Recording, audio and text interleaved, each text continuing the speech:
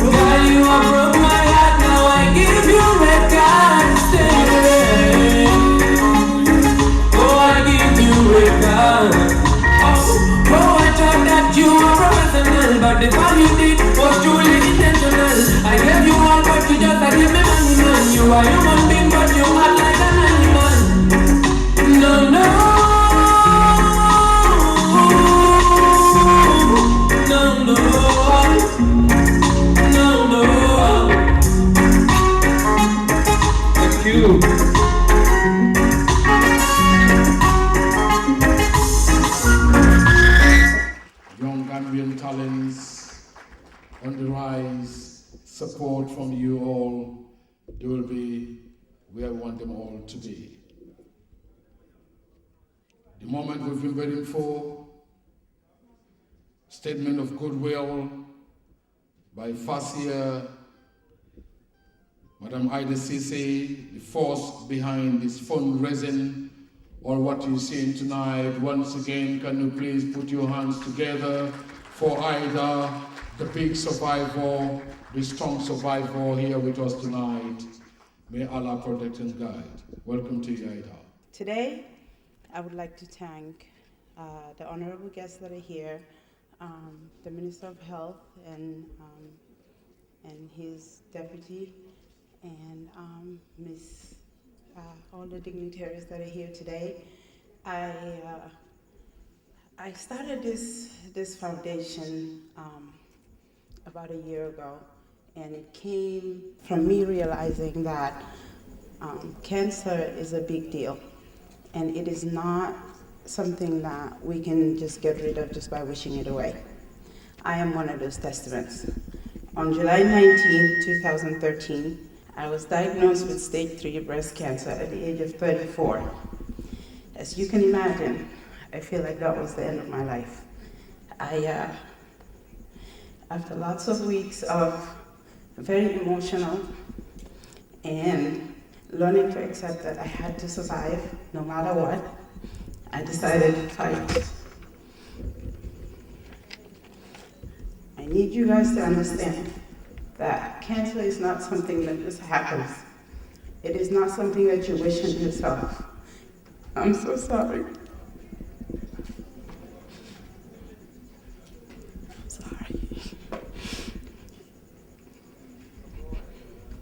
And it is not something that you can just survive in one day. It is a process.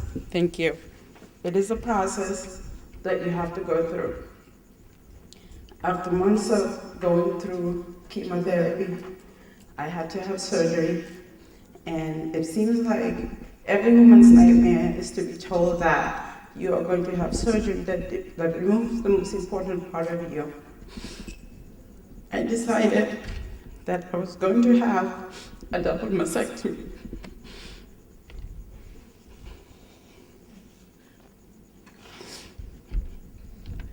I'm so sorry. If not for anything, I wanted to live to tell this story. So I decided that I would have the double mastectomy. After I did, I went through several rounds of radiation. Today, I want you guys to all stand up with me and celebrate the fact that I definitely beat cancer. So please stand up.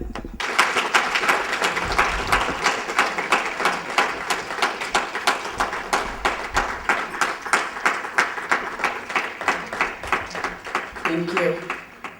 And I want us to do this again for millions and millions of women around the country and also in Africa, because as sad as it is, most people don't know that cancer is going to affect 1 in 9 women within their lifetime. According to the WHO, in 2013, there are over 23.5 million women dealing with some form of breast cancer in Africa. While this is sad to know, the sadder issue is that half of them are either misdiagnosed or do not know that they have the disease. Those who are rightly diagnosed either lack the proper causes of treatment or access to the medical resources to ensure survival. As a result of this, breast cancer remains to be the top list of killers for women between the ages 25 and 65 in sub-Saharan Africa today. Experts say over 80% of those deaths could be prevented each year if women are taught early detection techniques. I was lucky.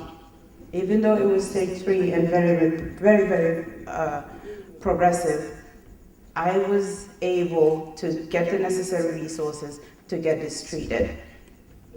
After my research, one thing became clear to me.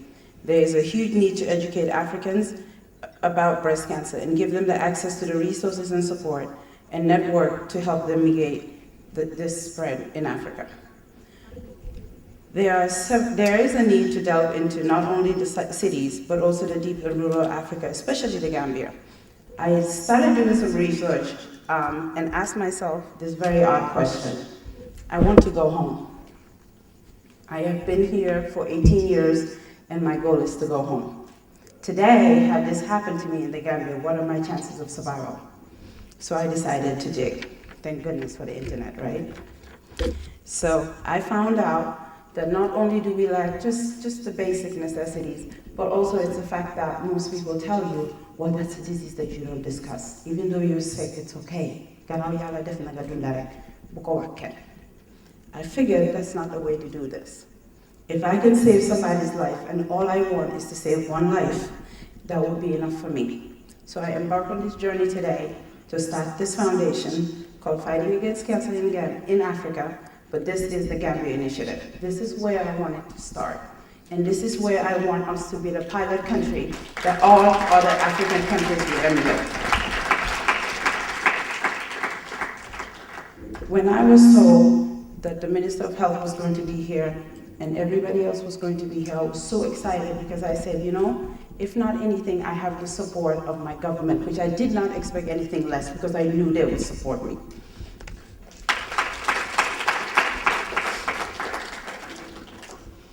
I'm sure that people are saying that, you know, this is a really big ambition. And it really is. It is a big ambition. But I'm hoping that with the backing of the Gambia government, the First Lady, whose awesome initiative to raise cancer awareness, cervical cancer awareness, and any cancer there is, all of them are deadly just the same. that if we do this all together, there is not a single way that we are not going to succeed. And I know we will succeed.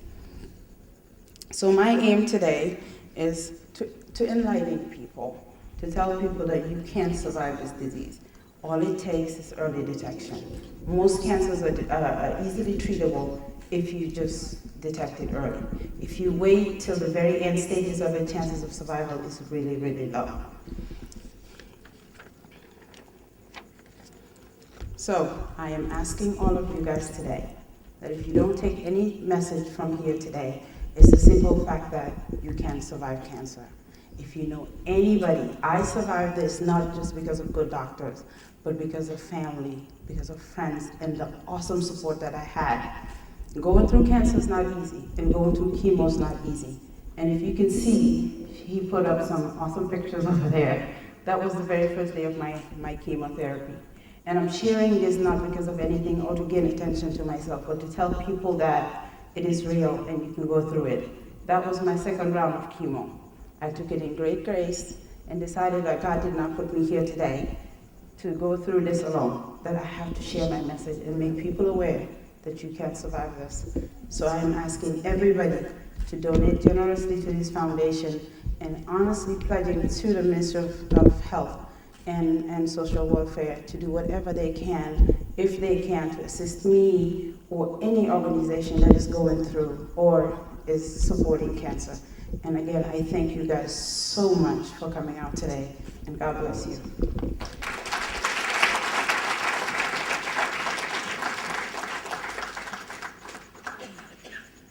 Ladies and gentlemen, I'm really moved. If I can get tissue anywhere, tears are flowing from the inside. You heard the story of Ida, so strong, so determined to fight against this killer disease, cancer, in which we've met the Minister of Health, and the Social Welfare, Dr. Omar C, at the President's office, together with officials from the Vice President's office, the Permanent Secretary, at the Office of the First Lady, who got some advice, and definitely the one that will collaborate with us to start or to embark on the cancer awareness campaign from Banjul to Koino. Either we're behind you full force, definitely to embark on this sensitization program, and once again, I want you all to put your hands together, turn the stone for Ida for this good initiative. We wish you all the best, God guidance, and definitely we're starting with you and to the end.